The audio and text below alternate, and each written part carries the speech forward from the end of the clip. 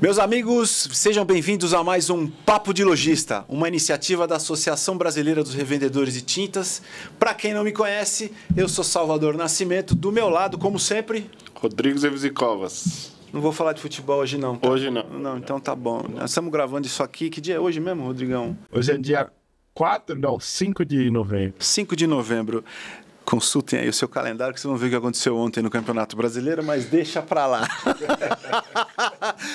A gente está muito feliz hoje, especialmente porque a gente tem convidados muito especiais. A gente vai tratar de um tema muito bacana, mas antes disso, precisamos pedir, né, Rodrigão? Por favor. Sigam nossas redes sociais no Instagram, @AbrarteTintas. Aqui nesse canal do YouTube, você já sabe, Abrarte TV, curta, deixa o seu joinha, siga o nosso perfil e compartilhe esse vídeo que você vai ver que tem muita informação de valor hoje, tá certo? E também no LinkedIn. Abrarte. Beleza. Bom, sem mais delongas, vamos apresentar aqui os nossos convidados especialíssimos. Aqui tem história, hein, Rodrigo? Tem Muita. Estou ansioso para ouvir. Conosco, Marcos Correia, o famoso Marquito, né, Marquito? É isso. Um prazer estar com você aqui. Marquito é meu contemporâneo de tintas, cara. A gente trabalhou junto em uma empresa aí, então eu estou muito feliz. E o Luiz Piva. O Luiz Piva, que tem tanta história para contar, né, Piva? Também, estamos juntos. Faz tempo já nesse mercado. Mas estamos juntos aí, né? É, isso aí. Eu tive num evento recentemente, a gente estava discutindo quem está há mais tempo no mercado de tintas. E parece que você é um deles, né, Piva? Comecei em 91. Comecei em 91, então já faz um tempinho. Ainda você começou antes de mim. Acho que o Marquito começou antes de mim, começou junto depois. Não. Um pouquinho depois. Mas você sim estava antes. Então eu sou o decano. Aqui dessa mesa sim, mas tem muita história nesse mercado. 1986. Comecei em 1986. Pois é. Muita história para contar. No tempo da laca nitrocelulose. Vendi muito isso aí. Laca acrílica, monocamada. Ninguém sabe o que eu estou falando, mas deixa para lá. Mas vamos começar. Quem começa contando história, fala um pouquinho. Quem quer falar um pouquinho de onde veio, como começou toda essa história. Vamos deixar o decano falar. Então, ele começa, né? Sinal de respeito. Né? Obrigado. Depois, quando terminar a gravação, eu falo umas coisas. A gente promete que não vai gravar nem fazer making-off, Piva, mas vamos lá. Assim, eu comecei em 91, né? Faz tempo. Comecei em 91, naquela época. Eu entrei na Coral, né? E uma empresa do qual eu trabalhei 11 anos, daí para frente, e foi muito legal. E depois em 2002 eu fui para a BASF, fui para a Suvinil, e depois em 2016 eu acabei vindo para a Sherwin-Williams, começar um novo trabalho na Sherwin-Williams, onde eu estou até hoje. Então, daquele tempo, já vai bastante tempo aí no currículo de tintas, muitas experiências, muitas das quais vividas aqui com o meu companheiro Marquito, que a gente foi de marketing, depois vim para vendas, trabalhei com ele em vendas, já foi meu chefe algumas vezes nessa vida de tintas, né? E a gente... foi muito legal. Acho que é muito bom ter tido uma carreira até agora, nesse tempo. Passei por muitas coisas que a gente pode conversar depois, desde criação de atendimento ao consumidor, que a gente atendia com telefone fixo. Era uma loucura aquilo. Sim. Então, até hoje. Então, é uma carreira entre vendas e marketing, e colaborando, e contribuindo, construindo. Acho que se eu pudesse classificar minha carreira, eu falaria isso. É ajudar as pessoas a construir coisas. Atualmente, qual que é seu cargo? Eu sou diretor de marketing na Sherwin-Williams. Legal, Marquito. Cara, é muito bom. Primeiro, obrigado pelo convite de estar aqui com vocês. Um prazer. A gente tem uma relação muito próxima com a associação e isso é importante estar aqui trazendo histórias como essa, né? Então, eu tenho... Antes de entrar na indústria, eu tive uma passagem, uma rede de lojas na Bahia, em Salvador, e acho que poucas pessoas sabem disso, né? Poxa, que legal. Então, eu estava, na época, em faculdade e tudo, e eu queria trabalhar. E eu pedi a uma pessoa que eu conhecia, me arranja um trabalho, e eu fui trabalhar. Ele tinha uma rede, era uma das maiores lá de Salvador. E graças a essa oportunidade, eu pude participar de um processo que em 93 ou 94 eu ingressei na BASF como vendedor, inicialmente como repintura automotiva, depois... Você passou por isso também, Marquinhos? Passei. Passou pela repintura. Eu digo por isso, com todo respeito, que eu sou oriundo da repintura. É uma coisa completamente diferente. Eu tenho um carinho especial por esse segmento. Eu aprendi demais com repintura automotiva. Eu sempre falo, né? O Nelson Sabatini me fez ficar um mês em São Bernardo, porque ele disse, eu não quero você um pintor, mas você tem que entender do processo de pintura. Então, eu fiquei lá em São Bernardo para aprender tudo sobre o processo de pintura. E de lá para cá, eu fiquei 21 anos aí quase na BASF. E há quase 10 anos eu estou na Sherwin-Williams como diretor comercial. E assim, eu acho que o Piva falou uma palavra que contribuir, né? Eu acho que a gente precisa contribuir com o setor, com o desenvolvimento e sempre falar como categoria, né? Como setor, não tão só como empresa ou alguma iniciativa individual, mas eu acho que como negócio, esse é o principal anseio que eu tenho na minha carreira. Legal. Eu não sabia que você tinha essa relação com a repintura. Eu tenho assim a gente ainda não trouxe ninguém da repintura. Quem sabe que a gente consegue trazer o Nelson? Nelson era nervoso, cara. Não era, Marquito? Nelson conhece demais, né? Mas é um cara que eu acho que ele, como algumas outras personalidades da repintura, só para fechar aqui o tema repintura, ele mudou o mercado. Ele mudou um pouquinho o mercado. Ele trouxe... Muito. Conhece muito tecnicamente, a parte de produção. Exatamente. O setor no Brasil inteiro. Então, eu falo da automotiva porque eu sempre falo que se você passou pela automotiva, você passa por qualquer coisa no setor de tintas. Totalmente. A montagem das máquinas iniciais, aí, eu montei muita máquina. O vendedor, eu tinha uma caixa de ferramenta e ali eu montava e fazia funcionar. Então, foi muito valioso ter o início da minha carreira por automotiva. E logo depois eu fiquei como misto. Mas eu fiquei aí talvez 6, 7 anos entre imobiliária e automotiva. E, Marquito, você falou que passou por loja de tinta, né? O que você fazia na loja e como isso te ajudou na sua carreira? Eu comecei como supervisor de venda das lojas. E aí... Fiquei legal porque eu aprendi aí esse contato com o consumidor, as demandas da equipe que traziam todo o tempo. E logo depois, aí talvez pelo perfil de ser muito jovem e com já um conhecimento um pouco mais, estava se iniciando um processo de informatização, um dos sócios me tirou para que eu fosse para compras. Uau. E aí eu trabalhei muito próximo com ele, já gerando relatórios, análises de compra mais estruturada. Naquele tempo, quando eu entrei na base, eu ganhei um saco de ficha telefônica, porque a gente tinha que ligar para saber. Você sabe o que eu estou falando, Salvador? Não, eu falo do pager. E tem gente que nem sabe o que é pager, que dirá as fichas. Isso aí porque... A economia ela passava por um momento de muita inflação. Então, diariamente se mudava a tabela de preço. Então, quem acha que é difícil hoje mudar uma tabela de preço, imagina 2 no mesmo dia. Exatamente. Então, a gente tinha que ligar. Então, isso me passou na cabeça, porque logo quando eu fui trabalhar com esse sócio, que era a parte de suprimentos, e eu aprendi bastante em pouco tempo com ele, a importância da compra, né? Então, eu fiquei até o dia que chegou uma oportunidade, o gerente regional da BASF em Salvador, se eu preciso de alguém, ele fez, cara, eu tenho um cara aqui que ele não vai ser sócio, porque não dá para ser sócio, mas é um cara que eu acho que vai caber aí. E aí eu participei de todo o processo e ingressei. Poxa, que legal. A Sherwin-Williams é uma empresa secular, né, Piva? Ela tem mais de 100 anos, não é? 158. 158 anos. Né? Matriz nos Estados Unidos, isso, etc. Nasceu em Cleveland, Ohio. E, assim, na minha opinião, assim, como um agente comercial no mercado, eu sempre olhei a Sherwin-Williams como uma empresa que tenha muita preocupação no desenvolvimento de um produto de extremo valor, enfim, com atributos diferenciados. Mas essa é a minha impressão.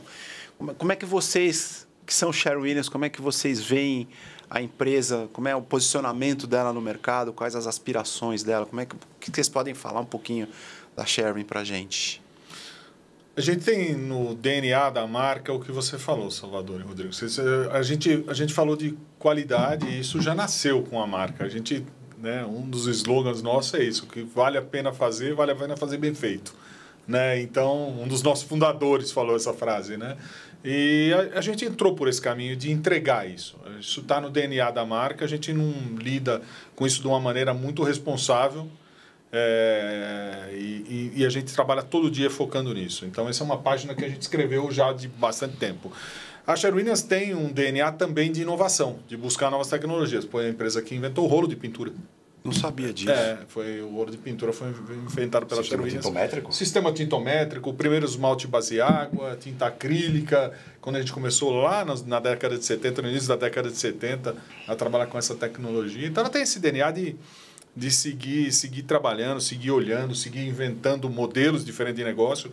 A gente tem um modelo diferente de negócio nos Estados Unidos que tem aqui no Brasil. Então, isso também foi um ponto de inflexão, porque a gente tinha um modelo igual a todo mundo. Depois, isso mudou na década de 70 também. E a companhia ganhou outra atração, ganhou outra dinâmica, vamos dizer, né? Então, tem toda essa dinâmica de trabalho internamente. Num mercado onde a gente vê que cada vez mais a gente precisa fazer essas inovações, fazer essas mudanças. Essa é parte do nosso papel daqui para frente. Então, a nossa busca aqui no mercado brasileiro é por trazer mais desenvolvimento, por trazer coisas diferentes, por trazer iniciativas diferentes. Essa é um parte do nosso caminho, não é, Marcos? É importante, assim, de forma quase unânime. Quando alguém avalia a Sherwin-Williams, sabe que a qualidade faz parte do seu pilar estratégico. Sim. Porque ela sempre esteve aí de forma em vanguarda e inovadora ao mesmo tempo. Ela é conservadora com o processo qualitativo, ela não abre mão disso de jeito nenhum, mas ela busca todo o tempo inovação.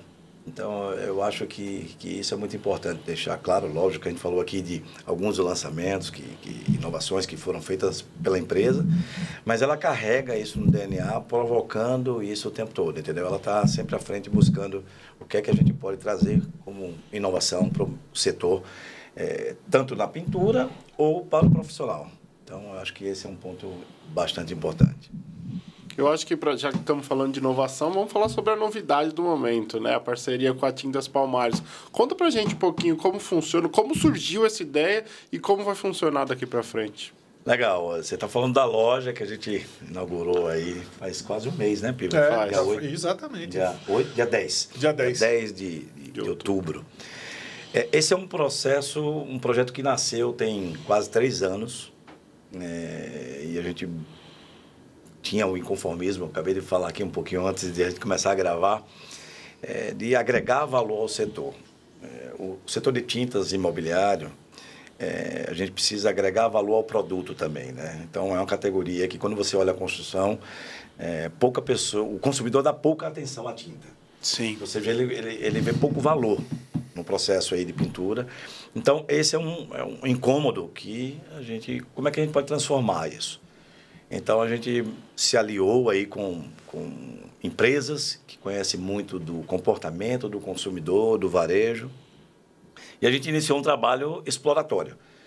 Como fazer um projeto, como criar um escopo que a gente consiga ouvir o pintor, o arquiteto, o consumidor, formatar um layout de loja, embarcar tecnologia nessa loja, para que a gente possa fazer de forma disruptiva também um conceito inovador.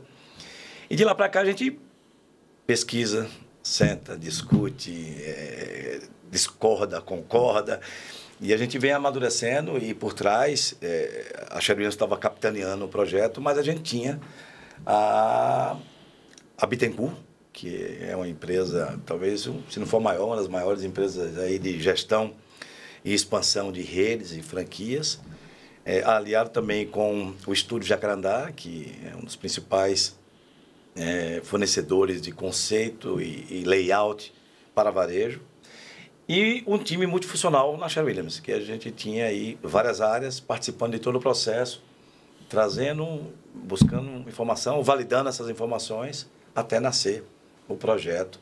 E a parte final, que foi maquete, o que coloca, o que não coloca, o espaço dedicado ao profissional pintor, ao profissional arquiteto, e também engajasse o consumidor final numa experiência nova de escolha da pintura, da cor e o processo de compra.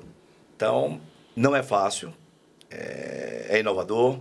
Eu acho que, com todo orgulho, a gente pode falar que não existe uma loja talvez tão futurista, para o setor, como a gente colocou, e aliado a isso, um parceiro que já conhece como a gente trabalha, o Ricardo da Palmares, que participou efetivamente desse projeto. Metade já, a gente incluiu ele dentro do projeto para que ele também desse opinião e fosse operador, né? Porque aí é o know-how dele. Sim. Ele sabe operar. A gente não tem essa competência de saber operar como ele tem para o mercado brasileiro. E esse conjunto todo se dá aí nessa loja que foi inaugurada no dia 10. Eu convido a todos vocês que façam a visita, conheçam, porque tem muito trabalho. O inaugurar a loja, tá tudo certo. Agora... O pós, aí a gente tem muito trabalho para fazer. E vocês podem dizer que a loja é a loja ideal de tintas que vocês enxergam como a loja ideal de tintas? E se sim, como que o lojista de tinta, o lojista que já tem a sua loja, como ele pode se inspirar naquela loja para fazer melhorias na loja dele? Eu acho que... Fala aí, Pipo. Eu tenho uma opinião que não é a loja ideal. Eu acho que ela é uma loja diferente que a gente vai aprender coisas ainda aí dentro, né? A gente não pode achar que a gente pôs lá dentro tudo que eu podia oferecer. Por exemplo, a jornada que a gente fez nessa loja já é uma jornada diferente. Ela visa diminuir a fricção do consumidor com o processo. Mas dentro do processo a gente tem coisas a melhorar ainda. Tem coisas a melhorar em termos de produtos, tem coisa a melhorar em termos de informação de embalagens, tem coisa para melhorar em termos de embalagens. Isso faz parte do processo de compras. Então, por isso que eu acho que não é só a loja em si, o desenho, a jornada lá dentro, com 3D para a pessoa ver o ambiente, com todo o aparato eletrônico, com tudo isso. Quando eu chego no final, eu entrego para o cara, de repente, uma embalagem que não esclarece, que não ajuda. Eu estou dando um exemplo aqui, mas isso pode se estender para produtos, pode se estender para o processo de compra como um todo, né? Dentro da loja. Então, assim, a loja ela é um avanço. O que a gente espera com isso? Provocar o mercado. Provocar para que o mercado caminhe. Eu acho que esse é parte do nosso papel na construção. E a gente vai aprender muita coisa aí dentro também. São conceitos, né? E agradeço muito a Bittencourt e a Jacarandá. E eu me lembro das primeiras reuniões com a Liana, com a Márcia, com todo o pessoal ali e tal, que eu mesmo tive que me revisar internamente. Porque os meus conceitos já são pré, né? Então eu tenho que me revisar todos os dias e eu espero aprender muito aí. E o Marcos falou uma coisa interessante. Da operação, agora começou o jogo. Então, dessa operação para frente, é que a gente vai entender, e eu espero que quem vá lá também visitar, também nos ajude a evoluir com o método. Falar, aqui a indústria, sei lá, de embalagens pode ajudar com essa contribuição, aqui a indústria de fornecedores pode ajudar com esse tipo de produto, talvez mais sustentável ainda para o futuro, que tenha uma pegada como se fala, de retorno. E tudo isso que a gente vai falar para frente no mercado das tintas. A loja ela vai se enriquecendo no dia a dia. E acho que não tem nenhum problema. Fica na Avenida Bem-TV. Bem-TV 288, isso. Moema. Tá, Moema, que foi onde começou a operação da Sherwin-Williams no Brasil, estou enganado. Isso. Uma coincidência super feliz, né? Uma bela coincidência. E assim, Salvador, a gente visitou 72 pontos até chegar a esse, tá? Uau. Então, o processo, ele teve suas dores também. Qual que era a busca? Não, a gente tinha uma metragem, um modelo de prédio que a gente conseguisse adaptar o máximo possível que a gente tinha colocado como layout desejável, custo, porque essa loja a gente pode embarcar o que a gente quiser como conceito, mas ela precisa ser viável financeiramente. Então essa sempre foi uma responsabilidade nossa. Então a gente nunca passou por cima disso.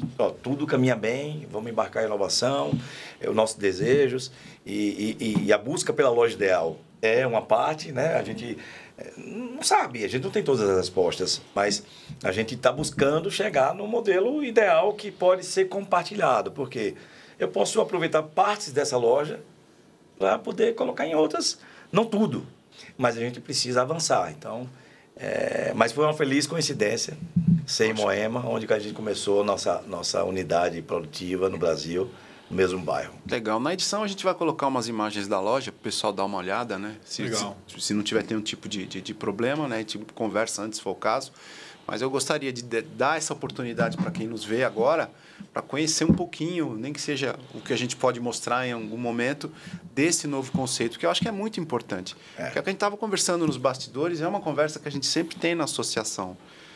Agora é o Salvador que está falando. Eu entendo que o nosso mercado, o nosso segmento bem específico, o varejo especializado em tintas, ele tem um gap aí, ele tem uma necessidade de desenvolvimento que a gente está sempre buscando auxiliar o lojista a entender esse processo, né?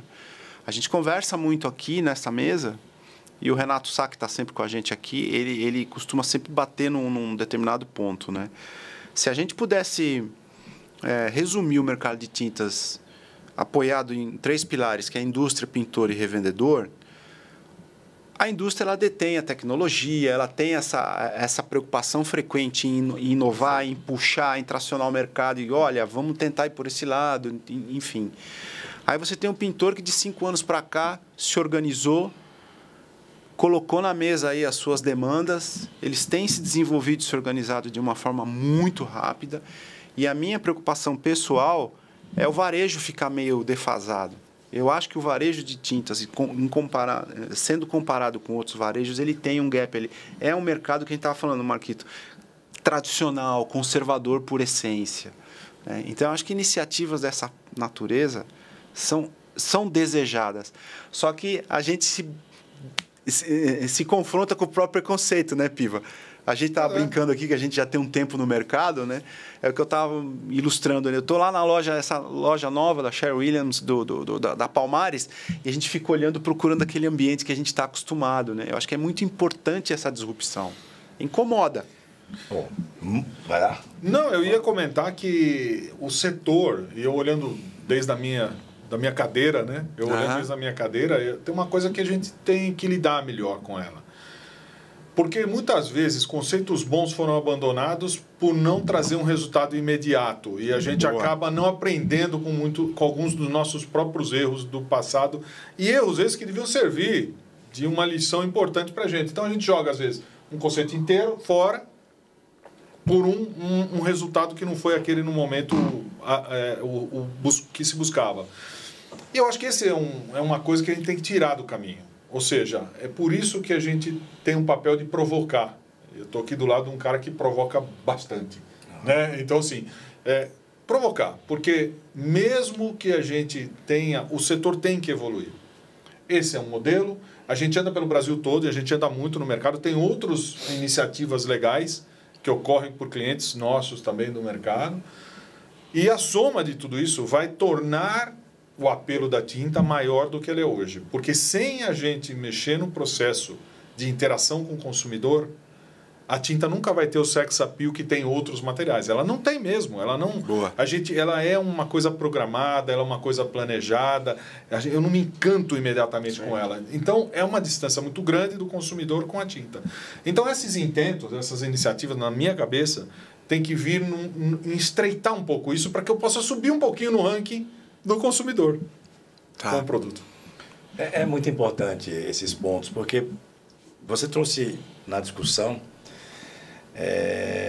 o empoderamento dos pintores através das demandas. Ou seja, ninguém estava esperando isso, né? Sim. Isso foi um movimento e que fez a indústria e os revendedores também repensar. Vamos repensar o modelo de o que é que eu atendo, como eu atendo, né? Que tipo de produto eu trago. Isso foi provocado pela categoria. Então, eu acho que a indústria tem seu papel também de formar. Como é que eu provoco? Porque a gente precisa sair desse tradicional ou do formato. O valor está na compra. Se eu tenho um bom desconto, se eu não tenho um bom desconto, se eu vou encher minha loja de tinta ou não vou encher de tinta. E o consumidor está a parte do processo. Está longe desse processo aí. Então, cada vez mais eu reduzo o aspecto de discussão, indústria e o empresário, o empreendedor. O pintor, ele se colocou dentro da discussão, porque ele virou um ator importantíssimo, já era um especificador importante no processo de pintura, mas ele colocou, cara, eu tenho demandas diferentes. Então, eu acho que o consumidor tem também. E eu trago isso porque antes da inauguração, no dia 8, eu apresentei o projeto no fórum do Be Connected. Isso mesmo. E aí, ali tinha mais de 1.200 pessoas, de segmentos variados e diversos. E eu fui depois da apresentação, eu fui muito acessado para dizer assim, você falou todas as dores de quem vai comprar tinta, principalmente o público feminino que estavam lá. E logo depois eu também recebi várias mensagens e e-mails para falar parabéns pelo projeto, porque você pensou no consumidor. Ou seja, está na hora do varejo de tintas pensar no consumidor. Perfeito. A gente levar essa demanda, que assim como foi trazida dos pintores, a gente levar também do consumidor final. Eu queria fazer uma pergunta até para você também, Salvador. Cada um de vocês, o que vocês viram nesse projeto que vocês falaram, putz, um destaque da loja, fala, puta, a gente podia ter pensado, como ninguém pensou nisso antes, entendeu? Dessa loja que foi inaugurada agora no dia 10. Você também, já que você foi visitar, o que vocês destacariam? Deixa eu começar, que eu tô do lado de cá do projeto, mas eu vou pedir permissão para não dar a minha opinião, porque eu tenho um monte de filtro. Quase 40 anos no mercado de tinta, né? Eu vou dar a opinião da minha esposa, que não tem nada a ver com o nosso mercado. Ela é uma pessoa que é extremamente visual e ela é publicitária. A primeira formação dela é publicitária. Ela não queria sair da loja, o que eu acho que é um ponto extremamente positivo. Super. O que mais encantou a Rose foi aquela iniciativa de você agregar a pessoa uma cor, dar a cor dela para ela, ou seja, a personificação da cor, aquilo deixou ela tinha, tá lá com a cor dela, ela fala eu sou, e dá o atributo da cor. Entendeu? Eu sou assim, então ela, sabe, ela se sentiu super valorizada. Essa é a minha paleta. Não vou lembrar agora, me perdoem, acho que é luz e sei lá, alguma coisa solar. Bom, isso é óbvio, a Rose é assim mesmo. E também, me desculpem a falta de memória, o Piva, aquele processo de realidade virtual. Isso. É o... Um óculos 3D. Sim, um óculos de realidade virtual mesmo. Sim, mas o simulador de ambiente chama-se Color Snap. Color Snap. Ela não queria mais sair dali. E eu até brinco, né? Quem conhece, o Rodrigo conhece a Rose, eu falei, arrumei um problema, eu não vou ter que pintar a casa. Ela falou, não quero mais pintar a casa. Eu falei, como não? Você foi lá no Color Snap? Não, agora eu quero uma casa nova. Mas tem que ter aquela cor. Já estamos contribuindo com o setor. Exatamente. Também. Então, quer dizer, a perspectiva dela foi muito legal, assim, essa devolutiva que ela deu, né? Porque, como eu disse no começo, a gente fica procurando o produto exposto e tal, e ela não, ela circulou, ela foi em cada ponto, mas ela ficou super encantada. Ela falou, a frase que ela usou, deveriam ter mais lojas de tintas assim. Porque ela é a decisora do processo. Que legal. Ela é a decisora do processo. Né? Então, quer dizer, eu acho que o feedback foi incrível, foi incrível. E vocês, o que vocês destacariam na loja? Eu destaco a jornada. Eu acho que aqui a gente pensou, acho que o que mais me agregou e que eu não estava pensando no começo do projeto assim tão claramente, era que ela tem uma jornada. Você entra, você se direciona, você passeia por ela, você tem experiências que são sensoriais, e aí você senta para conversar e aprende o que pode ter mais ali. Então, você acalmar essa jornada, você direcionar o consumidor dentro de uma jornada de compras, é o que foi mais surpreendente para mim. Porque é óbvio que toda loja tem o seu fluxo, toda loja tem a sua maneira, mas ali você não entra e vai lá num balcão e para ali e pergunta para um rapaz, ou você fica circulando entre as latas e tal. Não. Você tem claramente um caminho que você vai se encantando com uma coisa, vai olhando para outra, vai virando, quando você percebe, andou na loja. Então, isso para mim foi o que ficou mais claro e foi mais legal. Eu acho que eu estou em linha com o Piva, porque se você olhar para... a gente falou do óculos de realidade virtual. É inovador para o setor, mas não é para a realidade do varejo. A gente trouxe ferramentas que já funcionam. O sistema de pagamento que o vendedor atende e faz até o pagamento final ali, tudo no celular. Cara, já existe isso como... Mas difícil você ver implementado e funcionando dentro de uma loja de tintas. Então, eu acho que a jornada...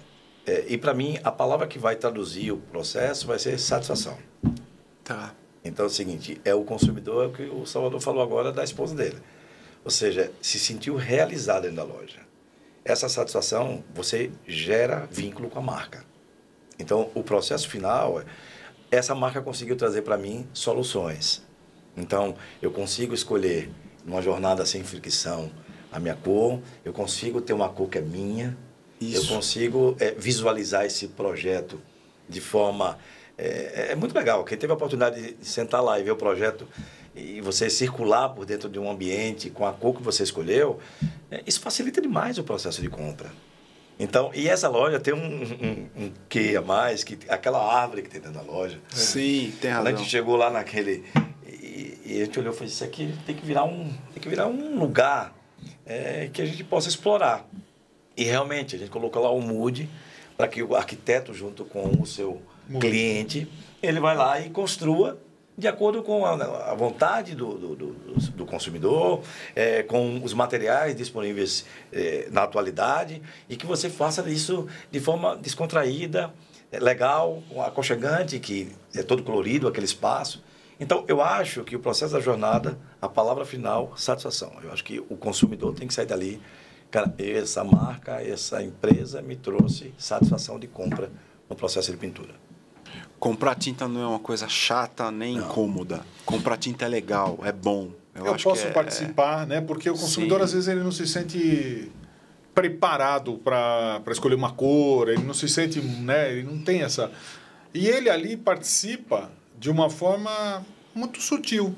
A paleta de cor da sua esposa, sim, ela participou com ela, né? Com a participação Exatamente. dela ali, uma conversa, acaba que demos a cara dela numa paleta de cor que ela tinha dentro dela, talvez sozinha, ela não teria tido o estímulo de escolher ela mesma. Ela, no filme, e de uma maneira... Me sumiu a palavra. De uma maneira quase intuitiva, ela conseguiu... Automática, ela acabou... escolhendo, fazendo.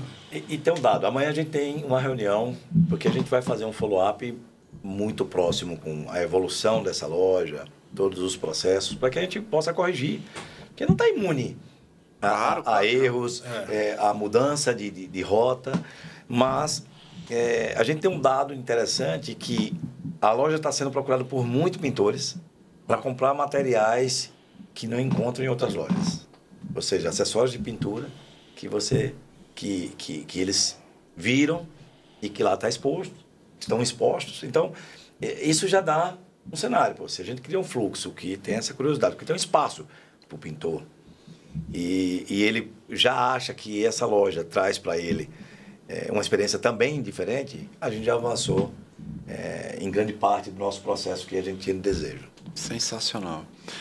A gente discute muito... como que a gente pode fazer o nosso mercado... eu penso assim também e compartilho esse pensamento com outras pessoas na associação. Quando a gente se debruça nos números do mercado de tintas, a gente vê o Brasil, quinto mercado de tintas do mundo, 1,8 bilhão de litros produzidos no ano passado.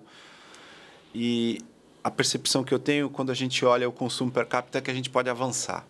Aí a gente começa a falar em caminhos de expansão do mercado, que tem que passar por isso que nós falamos agora, que é deixar esse produto mais amigável para o consumidor. Ele tem que querer e gostar de pintar. Eu acho que é um legado que eu gostaria de contribuir para deixar no nosso mercado aí, né? Falando de expansão no mercado, vendo pelo varejo, como é que vocês viram 2024? Porque a Sherwin-Williams tem um modelo muito interessante, que é a Revenda Master. Teve um crescimento muito bom pós-pandêmico, né, Marquito, né, Piva? Teve um crescimento muito legal. A gente acompanhou isso na associação. Mas eu queria que vocês dessem um feedback, porque a gente, como está muito centrado aqui no Sudeste, a visão da gente é meio curta nesse aspecto, né? Como é que foi 2024, esse processo de expansão, de crescimento do varejo? Como é que vocês veem para o futuro? Porque tem alguns modelos que a gente não via antes. Franquias, os chamados licenciamentos de marca e outras coisas. Queria que vocês nos ajudassem a entender como vocês estão diretamente ali, no dia a dia no mercado, a gente entender como foi 2024, como é que vocês veem o futuro. Tá bom, quer começar ou quer? Então, vamos lá. Primeiro, o mercado em si é um mercado que está se expandindo, né? Dados da Abrafat, a gente vê que o mercado está com um crescimento, o último que a gente tem é de 6,5%. Isso. Uau. Então, de sell-in, né? E a gente tem que ter uma preocupação muito clara do sell-out, né? E isso em todas as regiões do país. a gente tem um conceito da Revenda Master, esse já era o propósito inicial. A gente tem uma transferência de know-how, porque nós temos mais de 4.800 lojas nos Estados Unidos, e que a gente pode trazer conhecimento, e é isso que a gente tem feito. Devemos finalizar o ano com mais de 300 lojas operando como Revenda Master, e a gente tem uma ambição audaciosa, ousada para o futuro. A gente vai continuar tracionando esse processo, porque está dando resultado. Então, hoje você vê lojistas com rede de lojas operando. A gente falou aqui da Palmares, já vai com a 9ª loja. Isso tem se espalhado um pouco pelo Brasil.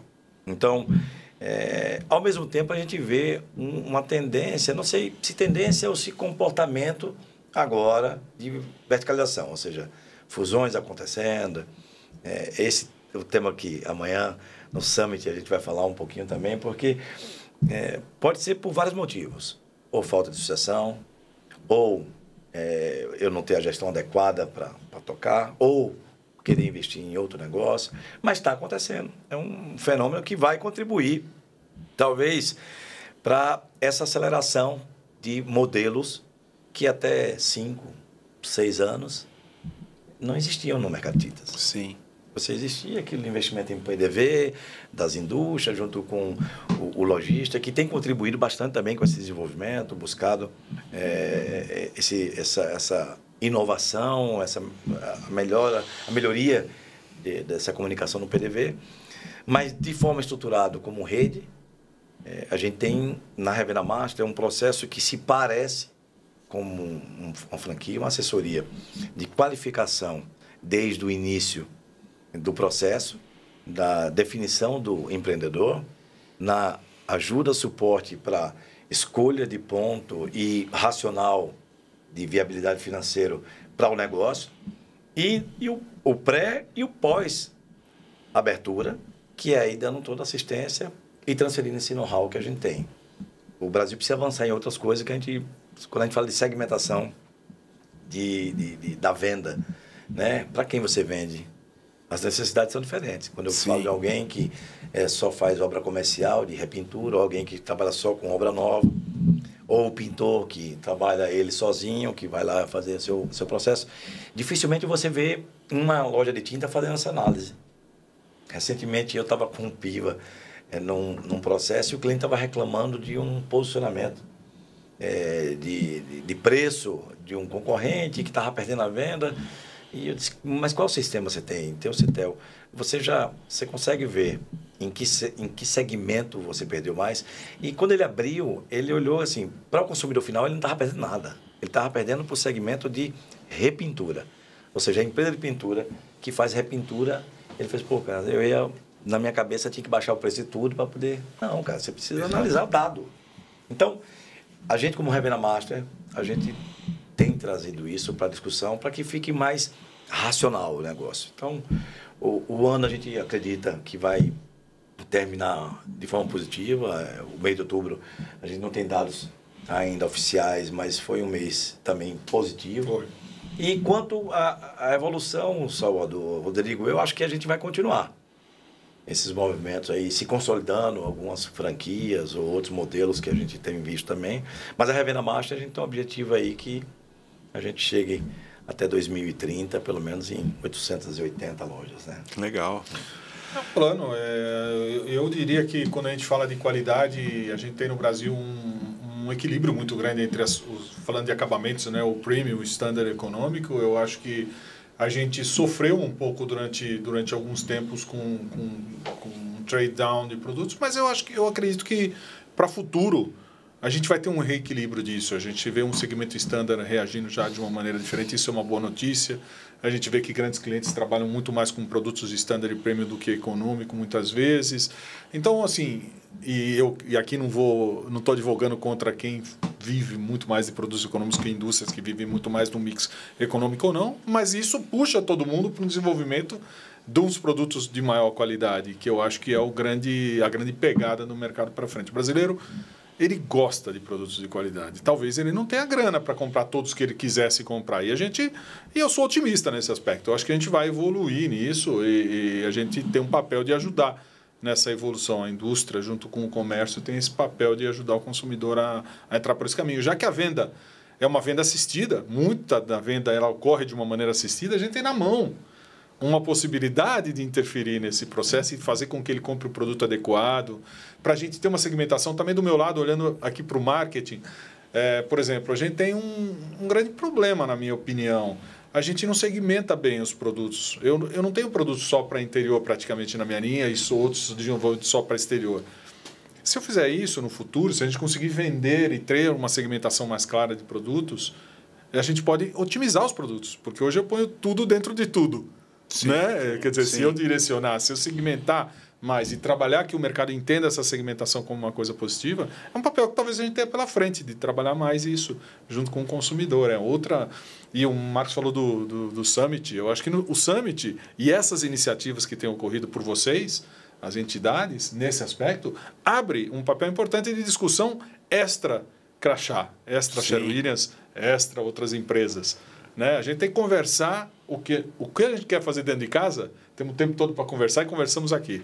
O que a gente tem que fazer fora de casa como indústria, com o nosso papel no segmento, tem que ser conversado, tem que ser visto como a gente pode crescer juntos como segmento.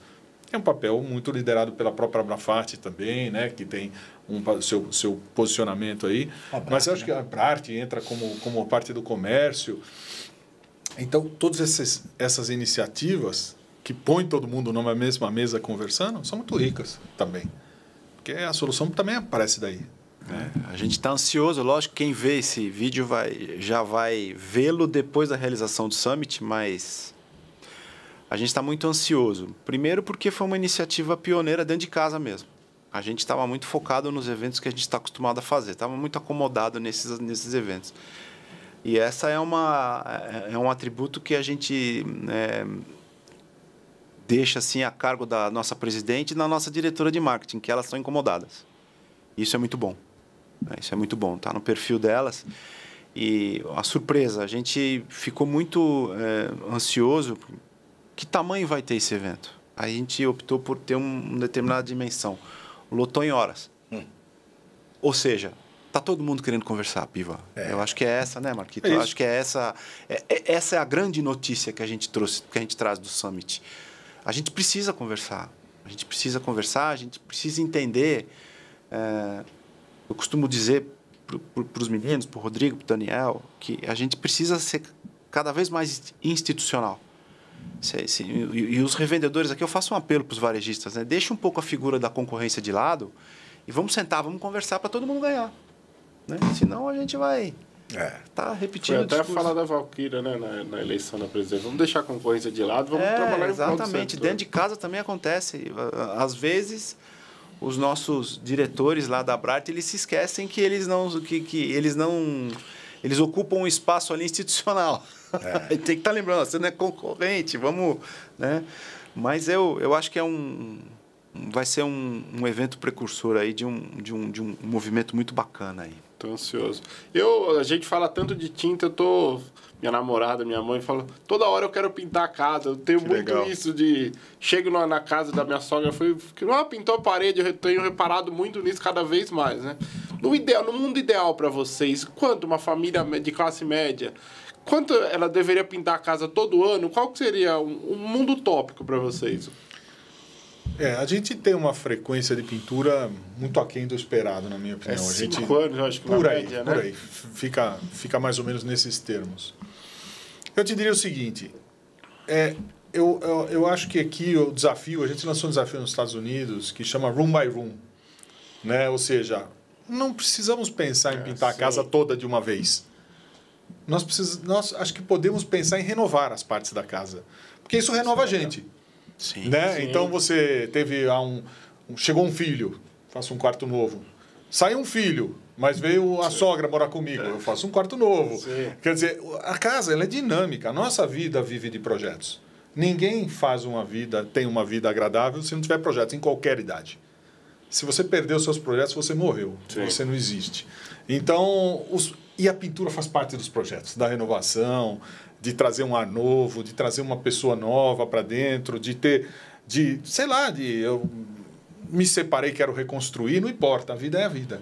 Então, eu casei de novo, é como eu disse, então, a gente tem que, eu acho que essa frequência, eu acho que o grande desafio que a gente tem é de colocar a tinta dentro da renovação e colocar a tinta no dia a dia e tirar esse estigma de que eu compro um produto só para pintar a casa toda ou que eu pinto só se for a casa toda. Não.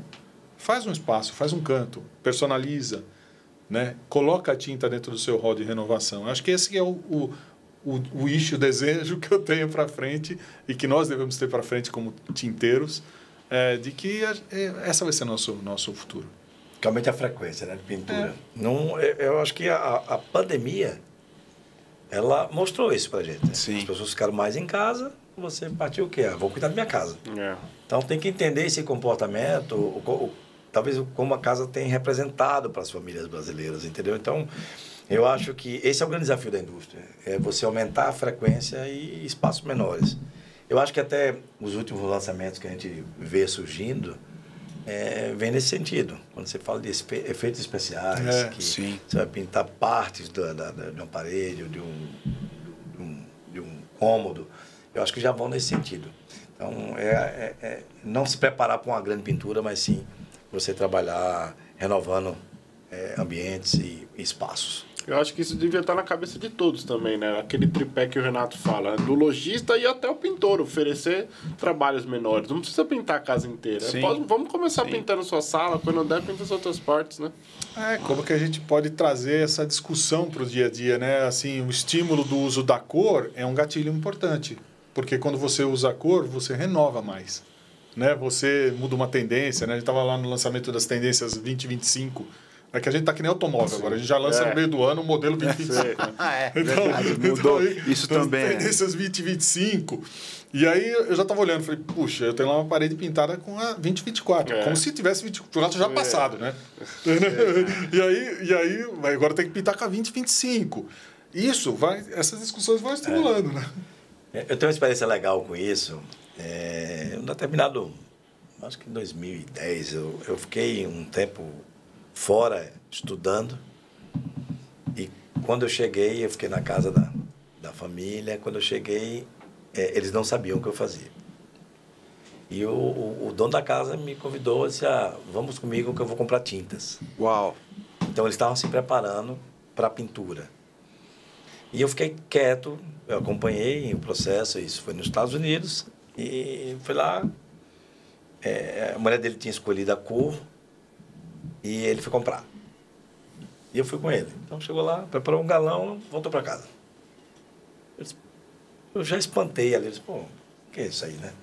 Ele foi, se preparou com aquele galão, pintou um cômodo e, passou 3 dias, ele, vamos na loja. Aí eu, vamos.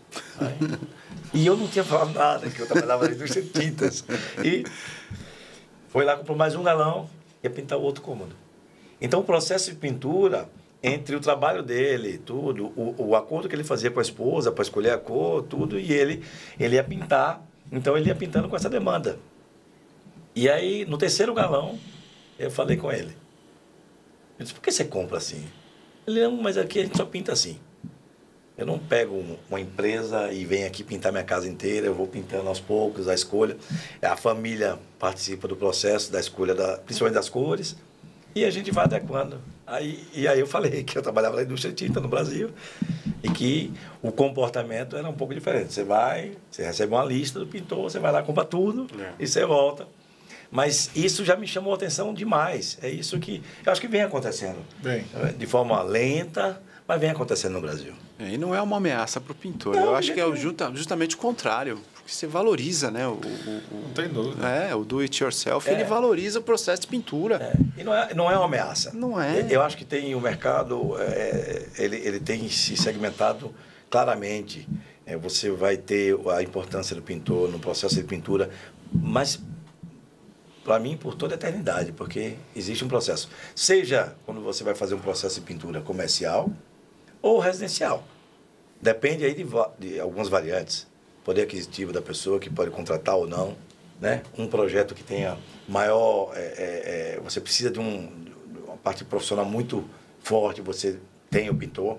Mas eu acho que essa segmentação é boa para todo mundo, cara. Claro. É boa para todo mundo ganha.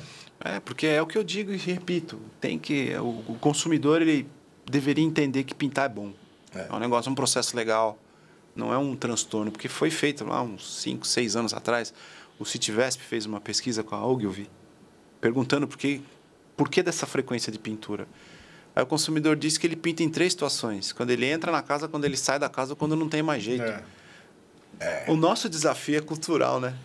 Acho que o grande desafio é se cultural. A gente for para o lado das embalagens, tem muito a ver com esse perfil de compra. Ou seja, uma lata de tinta hoje, vamos falar que em média ela pinta 100 metros quadrados. Tá. Um cômodo de 100 metros quadrados tem que ser uma casa muito grande. Então, aí você começa... Tem apartamentos que não tem isso. Que não tem. Exato. E aí você começa a ver assim, pô, será que não muda? Porque tem essa barreira conservadora, ou seja, da indústria ou do varejo, ou por causa do consumidor? O consumidor está acostumado a ir lá e comprar uma quantidade grande e, na sua grande maioria, sobra tinta. Gera um outro problema, uma outra questão. Estava conversando sobre isso ontem. Eu mesmo sou um mau exemplo.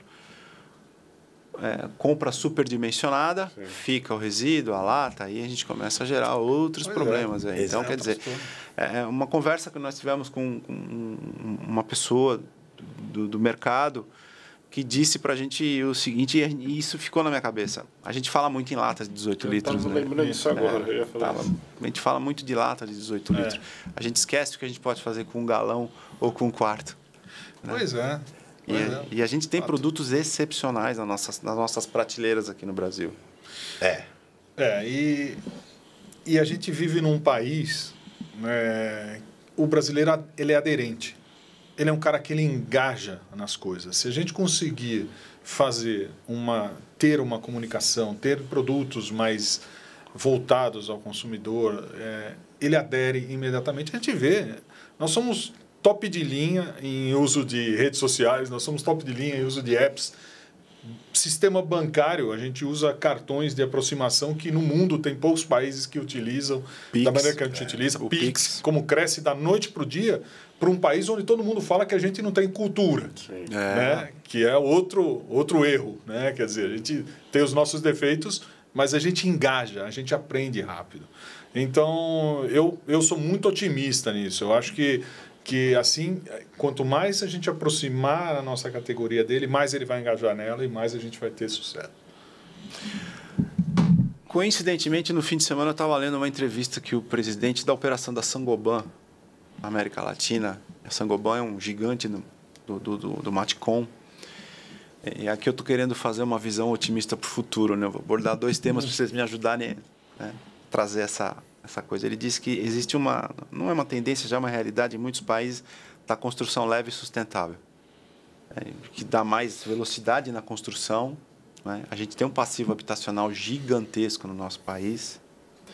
Eu vou invocar de novo a doutora Rose, minha esposa. Ela atua num segmento, eu não sei se vocês sabem, mais de 60% dos imóveis do Brasil não são regulares. Não tem papel validado juridicamente. O que isso quer dizer para nós? A pessoa, quando ela tem a segurança jurídica da casa dela, ela cuida melhor do imóvel, ela pinta mais. Então, não seria leviano da minha parte dizer que a gente tem um futuro legal pela frente. Né? Queria a impressão de vocês, com a experiência que vocês têm na indústria, a opinião de vocês para daqui a 10 anos, 15 anos. Eu estou sendo utópico? Não, eu acho que não. Se a gente andar um pouco pelo Brasil, a gente facilmente visualiza que existem muias áreas para ser pintadas ainda. Seja por dificuldade ou poder financeiro. Se o Brasil cresce com a economia, isso vai desenvolver. O modelo construtivo do Brasil vem mudando.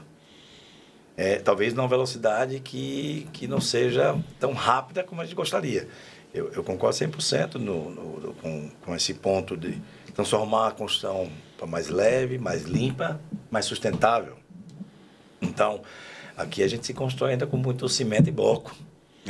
Então, tem modelos aí que estão surgindo, que já existem em países mais desenvolvidos como os Estados Unidos, Europa, que vão facilitar esse processo. E quando você tem uma manutenção mais fácil, você vai pintar mais. Então, eu concordo, eu acho que o Brasil, a gente é o 5º mercado de tintas do mundo, porque nós somos um país grande. Sim. Tem mais de 200 milhões de habitantes e tem muita gente que consome.